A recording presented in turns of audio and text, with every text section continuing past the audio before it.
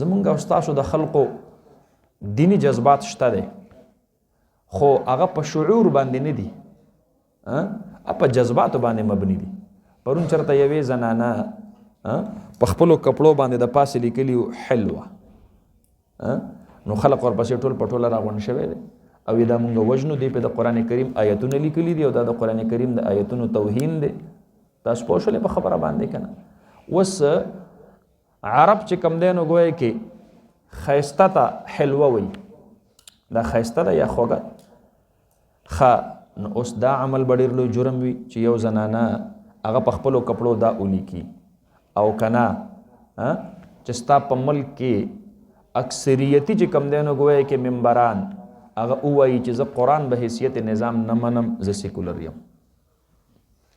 دا جرم به ډېري کو دا جرم به ډېري. اوس ګورې زمونږ د قوم جذباتو ته وګورئ او دی په دې خبره په جذبه کې راځي خو هلته چې د 1947 نه تر 2024 پورې د روزانه چې کم دی نو ګویا کې مهر لګوي او ګوته لګوي او د داسې جماعتونو په حق کې لګوي چې هغه جماعتونه هغه قرآن به حیثیت د نظام په پاکستان کې نه مني. د هغې دستور او منشور کې لیکلي دي چې دا به سیکولر جماعت وي. تاسو پوه شولې په خبره باندې. نو بالکلیه د قرآن کریم د حاکمیت نه انکار کول اوس دا به لوی جرم وي او که نه یو زنانه په خپل کپړو باندې د عربۍ یو کلمه صرف ولیکله دا به ډېر لوی جرم وي. تاسو پوه شولې په خبره باندې.